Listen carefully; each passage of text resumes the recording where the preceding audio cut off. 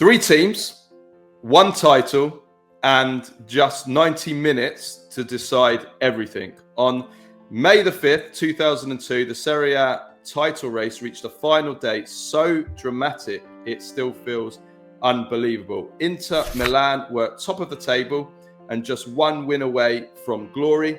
But by the final whistle, their players were in tears, their rivals were celebrating, and the Scudetto had been ripped away in one of the football's most shocking collapses. This is the story of the wildest final day in Serie A history.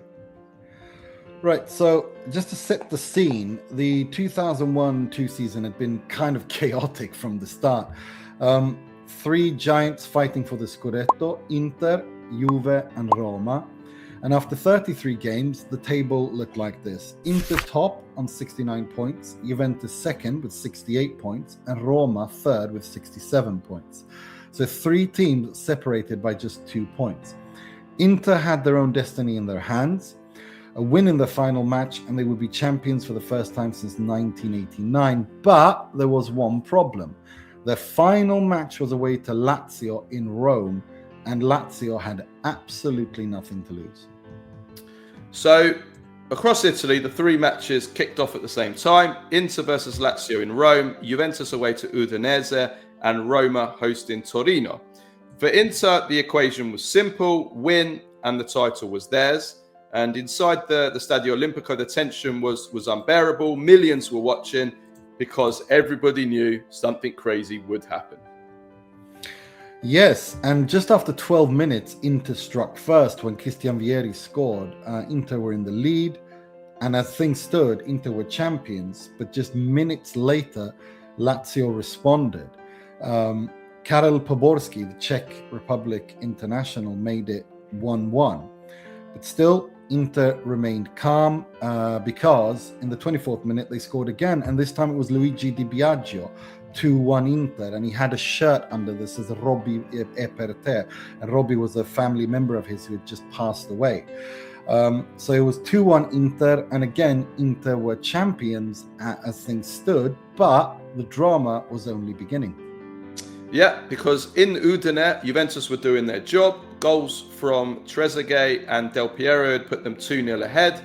They were winning comfortably, but it didn't matter right now because Inter were winning. But just before half-time, something happened.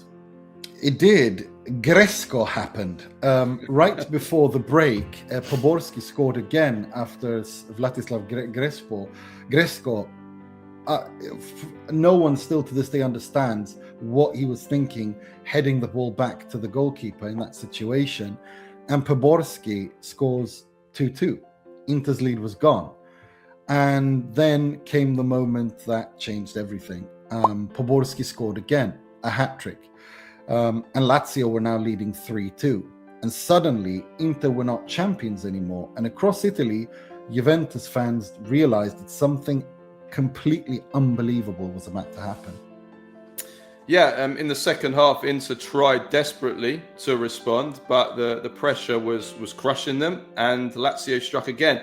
A goal from Simone Inzaghi, who of course would go on to become Inter's manager and win the Scudetto for Inter. He scored the fourth goal to make it 4-2, and by now Inter were collapsing. Juventus were finishing the job in Udine. The final score in Udine was Udinese 0, Juventus 2, and just like that, the title race had flipped completely.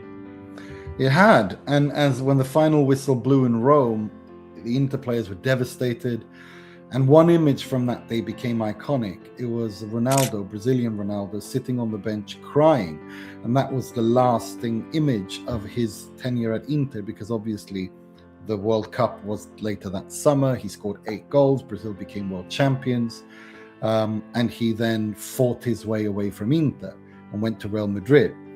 So Inter had been 90 minutes away from the title.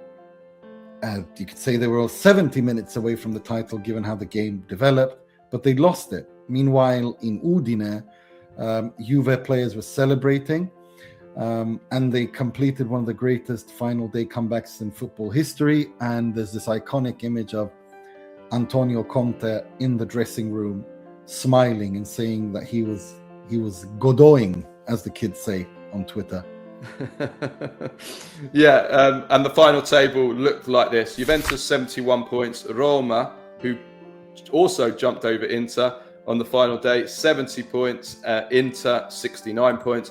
So Inter went from champions to third place in a single afternoon. It was dramatic, it was brutal, and more than 2 decades later, it remains one of the most unforgettable endings that Calcio has ever seen. Because, you know, sometimes in football, 90 minutes can change everything. It can, and for Juventus, this was the revenge, of course, for what had happened in Perugia 2 seasons earlier. Because that season, of course, this was, you know, that season Lazio won the Scudetto. The following season, Roma had won the Scudetto, so Roma were reigning champions. They won their game, and they finished second, and Inter finished third. And essentially, that was the end of Hector Cooper's tenure at Inter, and that was pretty much the end of Ronaldo R9's time at Inter. It was, and so there was it was a lot of, you know, changing of the guards, if you will. Yeah, for sure. For Juventus, it definitely was revenge, because and lots of similarities actually with the way that Inter lost the Scudetto in 2002 and how Juventus lost it in 2000. Both teams had big leads going into the final weeks of the season and lost some, you know, threw it away with some bad results in the last matches before. I think Juventus had, going with 3 games left of the season, I think Juventus had a lead of, I think, 5 points, I think it was, in 2000, and then they lost 2-0 at Hellas Verona, then they beat Parma, and then they lost to Perugia in the last game. And obviously there was big controversy with that last game because it played on a waterlogged pitch, and Juventus were very angry and upset about that. That game was allowed to play, and this was revenge for them. I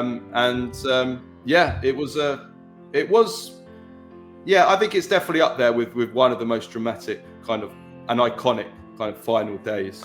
I think in terms of iconic, and it was also, you have to remember this kind of notion of Moratti never being able to win, and Inter were these perpetual losers, and a lot of narratives. And the rivalry between the two clubs as well, and going back to 97, 98, and all that kind of stuff. It just felt like, this was how it was always going to be. So, it did have that feel about it. It was definitely a very dramatic title race for sure. Absolutely. Hey everybody, if you enjoyed this video, then don't forget to like, share and comment below. Let us know your thoughts. Also subscribe to the channel and hit the bell so you never miss any of our content when we upload it. It really helps us grow and bring you more stories like this. And also don't forget to follow us on our social media for extra clips, updates, behind the scenes content. We have the same handle everywhere. It's @EtherFootPod. The link is in the description below. Thank you for watching, and we'll see you in the next video. Ciao, ciao.